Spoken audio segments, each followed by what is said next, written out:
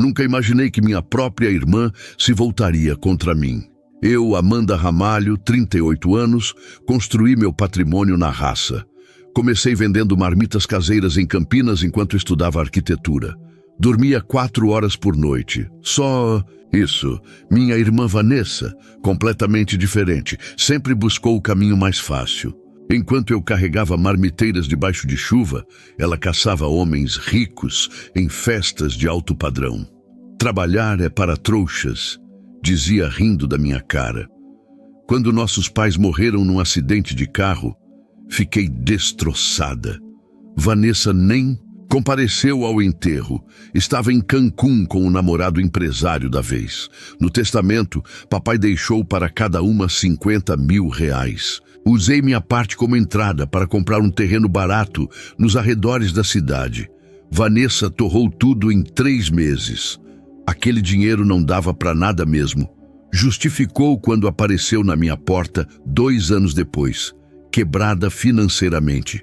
Após ser abandonada pelo namorado, por pena, deixei que morasse comigo por alguns meses. Foi quando conheci Ricardo, engenheiro civil, que me ajudou nos primeiros projetos. Nos apaixonamos, casamos e juntos transformamos meu pequeno escritório numa empresa de sucesso. Em 5 anos, já assinávamos projetos milionários. Comprei um terreno em um condomínio de luxo e dediquei 3 anos projetando cada centímetro da casa dos meus sonhos. Economizei em materiais, comprando diretamente de fábricas. Trabalhei lado a lado com pedreiros, eletricistas, marceneiros. Quando ficou pronta, a mansão foi avaliada em 7,8 milhões. A revista Casa em Jardim fez uma matéria de capa. Do zero ao topo, a mansão sustentável que desafia os padrões da arquitetura brasileira. O sucesso foi tão grande que recebi propostas internacionais. Vanessa reapareceu na minha vida, agora casada com Fernando, um investidor falido do mercado imobiliário. Veio com papo mole, elogios falsos, depois a bomba. Mana, preciso de um empréstimo de 450 mil. Fernando teve uns problemas com investidores e estamos com o nome sujo. Expliquei que não tinha esse dinheiro disponível.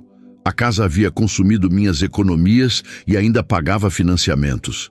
Ofereci ajudá-la com contatos profissionais. Você tem uma mansão de quase 8 milhões e não pode ajudar sua única irmã? Que tipo de pessoa você se tornou, Amanda? 1 mês depois fui notificada. Vanessa entrou com processo alegando que o terreno onde construí minha casa foi comprado com dinheiro desviado da herança dos nossos pais, que seria dela. Pura mentira. Mas o pior estava por vir. Quando mostrei a notificação para Ricardo, esperando apoio, ele desviou o olhar. Talvez devêssemos considerar o que Vanessa está dizendo, Amanda. Pode haver alguma verdade nisso. Você enlouqueceu, gritei para Ricardo. Você sabe que comprei aquele terreno com meu dinheiro suado. Vanessa está mentindo descaradamente. Jamais. Esquecerei o jeito como Ricardo evitou meus olhos naquele momento, mexendo nas chaves do carro como um adolescente nervoso. Amanda, tem algo que preciso confessar. Ele começou, a voz baixa. Encontrei-me com Vanessa e Fernando semana passada. Meu sangue gelou. O pior pesadelo de qualquer mulher começava a se materializar na minha frente. O que você fez, Ricardo? Não é o que você está pensando, ele respondeu rápido. Fernando me procurou, mostrou documentos. Seu pai tinha investimentos que você não conhecia. Ações em uma mineradora que valorizaram absurdamente após a morte dele. Isso é ridículo. Meu pai era professor de matemática. Que investimentos ele teria? Ricardo tirou um envelope do paletó e jogou sobre a mesa. Dentro, extratos bancários e contratos com a assinatura do meu pai. Segundo aqueles papéis, ele havia deixado ações que hoje valeriam 1,2 milhão. Vanessa está dizendo que você escondeu esses documentos e usou a parte dela para comprar o terreno. E por isso ela tem direito à metade da propriedade.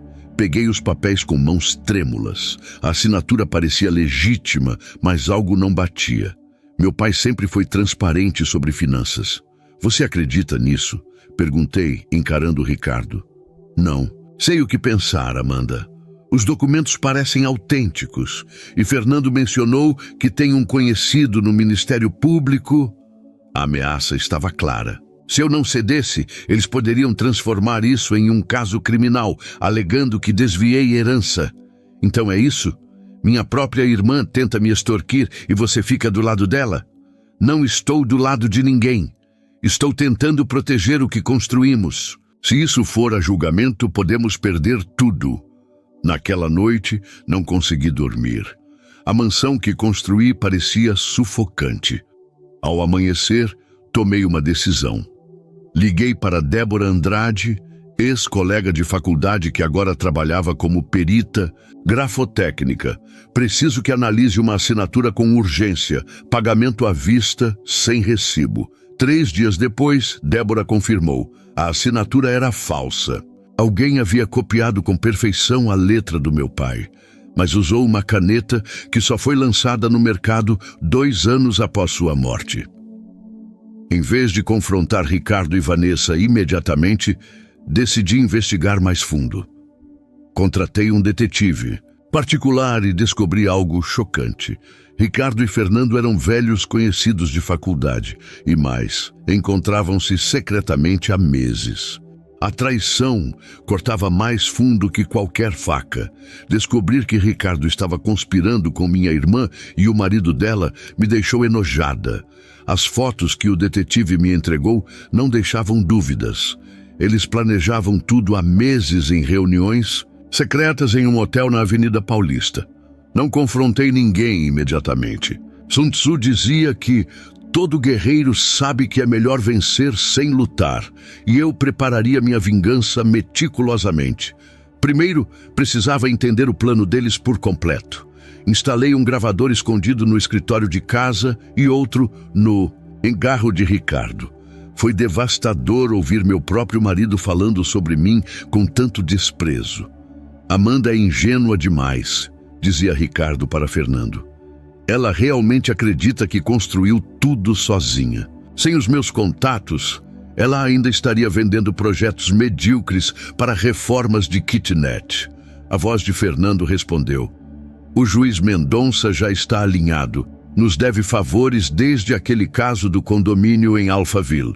Vamos conseguir, no mínimo 60% da propriedade quando apresentarmos os documentos descobertos sobre a herança. Minha irmã também participava ativamente. Sempre foi assim, tudo para Amanda, a filha perfeita. Papai e mamãe só viam ela. Agora é minha vez de brilhar. Mal posso esperar para ver a cara dela quando perder tudo. Os 3 riam enquanto planejavam minha ruína. Fiquei doente, literalmente. Passei 3 dias de cama com febre alta, enquanto Ricardo fingia preocupação. Ele não fazia ideia que eu já sabia de tudo. Durante esse tempo, levantei cada centavo que tinha em contas pessoais e transferi para uma nova conta que abri secretamente. Digitalizei todos os projetos originais da mansão que comprovavam que o design era exclusivamente meu. Reuni comprovantes de todos os materiais que comprei com meu próprio dinheiro. Somei cada nota fiscal. 3,4 milhões investidos diretamente por mim na construção. Procurei doutora Mariana Teixeira, advogada especializada em direito imobiliário e criminalista feroz nos tribunais. Conhecida como Leoa, ela não perdia um caso há 5 anos. Nunca vi um esquema tão sujo, disse Mariana após examinar as provas. Falsificação de documentos, associação criminosa, tentativa de estelionato, fraude processual. Estamos falando de 5 a 8 anos de prisão para cada um. Não quero ninguém preso, respondi. Só quero o que é meu e que eles saiam da minha vida para sempre. Mariana sorriu. Então vamos fazer diferente. Deixe-os acreditar que estão vencendo até o momento certo. O plano era simples e cruel. Fingiria estar cedendo lentamente à pressão. Ricardo notou a mudança no meu comportamento. Eu parecia mais resignada, quase derrotada. Aceitei conversar com Vanessa e Fernando sobre um possível acordo. Marcamos um jantar na minha mansão. Eles chegaram ostentando confiança. Champanhe caro nas mãos, medindo os cômodos com os olhos como abutres. Este closet daria um ótimo quarto de hóspedes, comentou Vanessa, passeando pela minha suíte master como se já fosse dela. Fernando foi direto ao ponto. Pensamos muito e decidimos ser generosos. Você pode ficar com 30% do valor da mansão. Considerando que construiu com dinheiro que era parcialmente de Vanessa, é mais que justo. Ricardo interviu, fingindo ser o mediador razoável. Amanda, é uma oferta melhor do que conseguiríamos na justiça. Você sabe como esses processos são desgastantes. Engoli seco, interpretando o papel da mulher derrotada. E o que aconteceria com a casa? Vocês pretendem vender? Claro, respondeu Vanessa com aquele sorriso cínico. Dividiremos o dinheiro conforme o acordo. Você pode comprar um apartamento legal com sua parte, mais adequado para recomeçar. Não acha? Assinei um pré-acordo que minha advogada havia preparado, parecendo resignada. Só preciso de 2 semanas para organizar meus pertences e encontrar um lugar para ficar. Eles brindaram sua vitória assim que saí da sala, sem perceber que eu havia deixado meu celular gravando embaixo da mesa. Mais uma prova para minha coleção. Na manhã seguinte, Ricardo saiu cedo para resolver pendências no escritório. Na verdade, iria encontrar-se com o juiz corrupto. Era o momento que eu esperava. Liguei para a doutora Mariana. Está tudo pronto. Podemos prosseguir. O dia da audiência preliminar chegou. O Fórum de Campinas estava particularmente movimentado. Naquela manhã, entrei sozinha, vestindo um terno cinza discreto, sem maquiagem, projetando fragilidade. Vanessa, Fernando e Ricardo já estavam lá com seu advogado, Dr. Paulo Menezes, conhecido por pegar casos complicados por honorários astronômicos. Minha suposta fraqueza os deixou confiantes. Trocavam sorrisos enquanto esperávamos o juiz Mendonça, aquele que devia favores a Fernando. Todos de pé, anunciou o oficial de justiça. Mas quem entrou não foi o juiz Mendonça. Bom dia, sou a doutora Cláudia Noronha. O doutor Mendonça foi afastado ontem por suspeita de corrupção em outro processo. Assumirei este caso a partir de agora. Vi o rosto de Fernando empalidecer instantaneamente. O primeiro golpe estava dado. Minha advogada sorriu discretamente para... Minha audiência começou com o advogado deles apresentando os documentos falsificados, alegando que eu havia usurpado a herança de Vanessa para comprar o terreno da mansão. Durante toda a exposição, mantive os olhos baixos, parecendo derrotada. Quando chegou nossa vez, doutora Mariana levantou-se calmamente. Meritíssima, antes de apresentarmos nossa defesa, gostaria de solicitar a presença de algumas pessoas que estão aguardando no corredor. A juíza autorizou. Entraram na sala o detetive que contratei, Débora Andrade, a perita grafotécnica, e, para surpresa de todos, Carlos Mendes, diretor da mineradora mencionada nos documentos falsificados. Excelência, os documentos apresentados pela parte autora são grosseiramente falsificados, começou Mariana. A começar pela assinatura do falecido Sr. Ramalho, feita com uma caneta Montblanc modelo Star Walker, lançada em 2019, 2 anos após seu falecimento. Débora confirmou a análise, apresentando um laudo técnico detalhado. A juíza examinou o documento com interesse crescente. Além disso, continuou minha advogada, a mineradora Minerbras, supostamente responsável pelos lucros herdados, nunca emitiu ações para o Sr. Ramalho. O Sr. Carlos Mendes pode confirmar isso. O executivo assentiu. Examinamos nossos registros dos últimos 15 anos. O nome do Sr. Ramalho nunca constou em nossa lista de acionistas. O rosto de Vanessa contorcia-se em fúria. Fernando sussurrava freneticamente com seu advogado. Ricardo parecia que ia vomitar. Temos mais, meritíssima, disse Mariana, entregando um pendrive à juíza. Gravações que provam conspiração criminosa, tentativa de fraude processual e, o mais grave, tentativa de corromper o juiz anteriormente designado para este caso. A sala de audiências ficou em absoluto silêncio enquanto o áudio era reproduzido. As vozes cristalinas de Ricardo, Vanessa e Fernando, planejando cada detalhe da fraude, ecoavam pelas paredes. Quando a gravação chegou à parte onde mencionavam explicitamente o juiz Mendonça, a doutora Cláudia pausou o áudio. Isto é extremamente grave, declarou com voz gélida.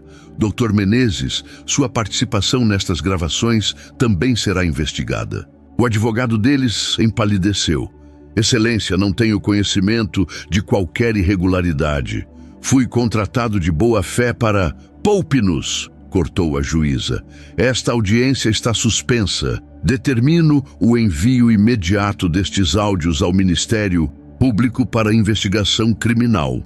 Os documentos apresentados pela parte autora serão periciados oficialmente. Vanessa levantou-se descontrolada. Isso é armação.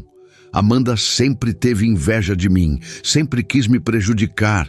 Sente-se imediatamente ou será retirada à força, ordenou a juíza. Enquanto saíamos da sala, Ricardo tentou se aproximar. Amanda, eu posso explicar. Não é o que parece. Olhei nos olhos do homem que jurou me amar e proteger. Não é o que parece. Está tudo gravado, Ricardo. Cada palavra, cada risada, enquanto planejavam me destruir. Foi ideia deles. Eu só queria proteger nosso patrimônio. Nosso? Você acabou de dizer nas gravações que eu nunca teria conseguido nada sem você. Decidiu que merecia mais, não é? Bem, agora não terá nada. Naquela mesma tarde, Ricardo, Vanessa e Fernando foram indiciados por falsificação de documento, estelionato tentado, fraude processual e tentativa de corrupção ativa. O juiz Mendonça foi afastado definitivamente e também indiciado. Uma semana depois, recebi a notícia.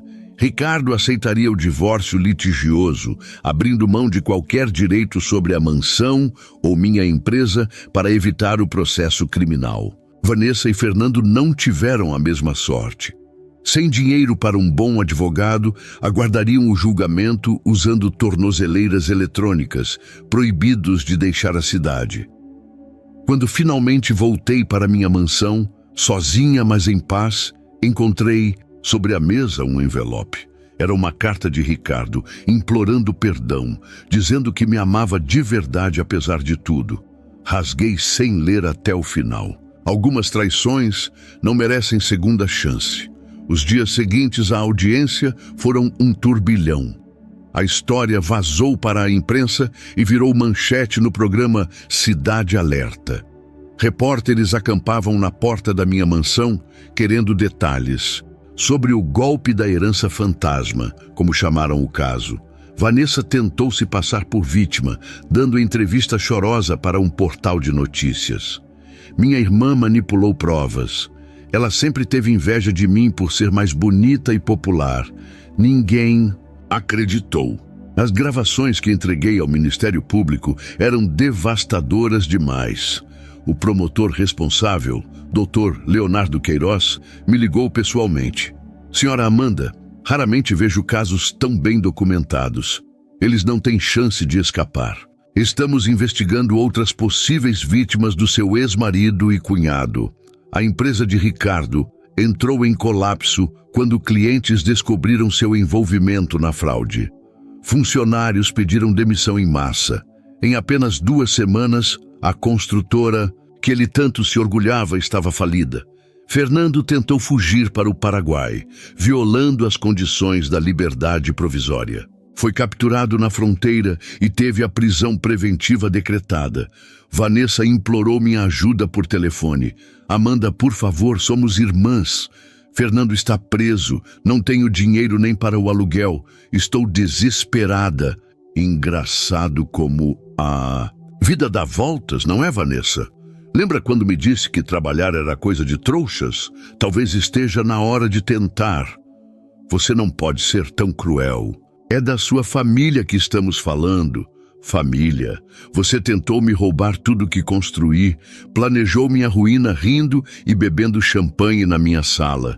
Isso não é família. Desliguei e bloqueei seu número. Algumas pontes, quando queimadas, devem permanecer em cinzas.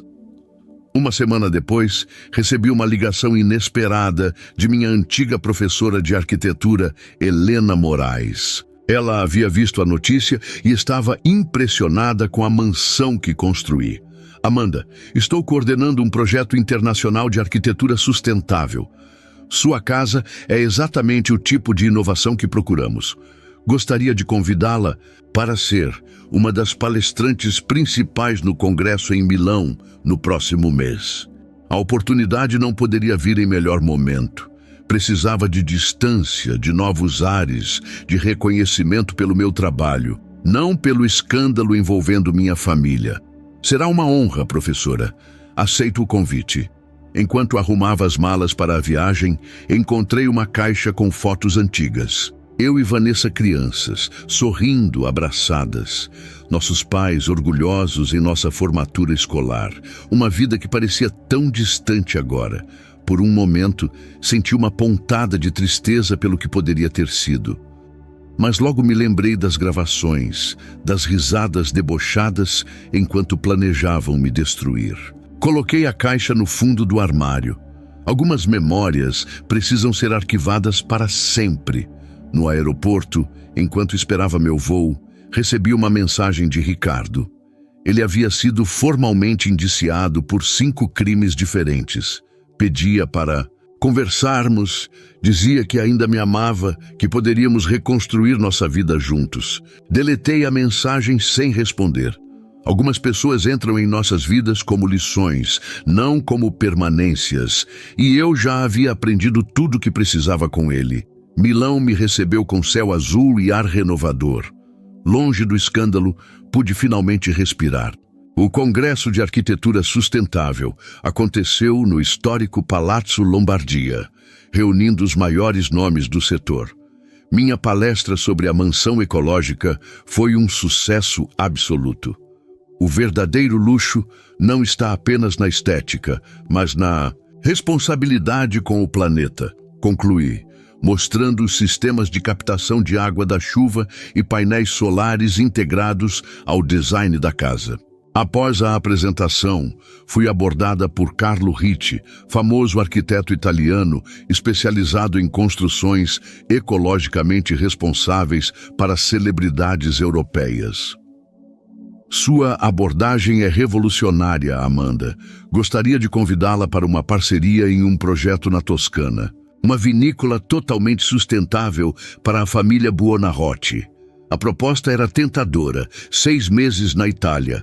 Orçamento milionário, liberdade criativa total. Longe do Brasil, longe das memórias dolorosas. Preciso pensar, Carlo. Tenho compromissos pendentes no Brasil. Claro, mas considere seriamente. Talentos como o seu são raros. Voltei ao hotel pensativa. Na recepção, me entregaram um envelope. Era uma intimação judicial. O julgamento de Ricardo, Vanessa e Fernando estava marcado para dali a 3 semanas. Minha presença como testemunha de acusação era obrigatória. Teria que voltar e enfrentá-los novamente. No voo de retorno, revi mentalmente os últimos meses. A traição, a dor, a vingança, tudo parecia um pesadelo distante agora. Eu estava diferente, mais forte, mais cautelosa, menos ingênua. O Brasil me recebeu com notícias bombásticas. Fernando havia feito delação premiada, entregando outros esquemas fraudulentos envolvendo Ricardo e o juiz afastado. Em troca, pegaria pena reduzida. Ricardo tentou se matar na véspera do julgamento. Uma cartela de antidepressivos com uísque. Foi encontrado a tempo por seu advogado, que havia ido entregar documentos. Estava internado, sob vigilância policial. Vanessa, desesperada e sozinha, tentou me procurar na mansão. Quando soube que eu estava viajando, deixou uma carta manuscrita com o segurança do condomínio. Amanda, sei que não mereço seu perdão. O que fizemos foi imperdoável. A verdade é que sempre invejei sua força, sua determinação. Enquanto você construía uma vida, eu só sabia destruir. Não estou pedindo dinheiro nem ajuda legal. Só queria que soubesse que, em meio a toda essa loucura, finalmente entendi o valor do trabalho honesto. Consegui um emprego como recepcionista. É pouco, mas é um começo digno. Sei que provavelmente nunca mais nos falaremos, e aceito isso como consequência dos meus atos. Desejo que encontre paz e felicidade. Vanessa. Dobrei a carta lentamente, com sentimentos conflitantes. Parte de mim queria acreditar na sinceridade de Vanessa, outra parte lembrava de suas atuações convincentes no passado. No dia do julgamento, o fórum estava lotado. Jornalistas, curiosos, estudantes de direito, todos queriam assistir ao desfecho do caso que virara exemplo de fraude familiar nos noticiários. Ricardo chegou algemado, abatido, olheiras profundas marcando o rosto antes tão confiante. Fernando parecia resignado, já antecipando sua condenação reduzida. Vanessa entrou por último, vestindo roupas simples, sem maquiagem, quase irreconhecível. Quando nossos olhares se cruzaram, ela baixou os olhos. Não havia mais arrogância ali, apenas vergonha. O julgamento durou 8 horas. As provas eram irrefutáveis. Gravações, laudos periciais, testemunhos, tudo comprovando o esquema criminoso. Meu depoimento foi calmo e objetivo, sem demonstrar emoção, mesmo quando detalhava as traições mais dolorosas. O juiz não teve clemência. Ricardo e Fernando foram condenados a 5 anos de prisão em regime semiaberto por falsificação de documentos, estelionato tentado, fraude processual e tentativa de corrupção. Vanessa recebeu 3 anos, convertidos em prestação de serviços comunitários e uso de tornozeleira eletrônica por ter participação menor no esquema. Quando o juiz bateu o martelo, senti um estranho vazio. A vingança estava completa, a justiça feita, mas aquilo não trouxe a felicidade que esperava. Apenas o alívio de um capítulo encerrado.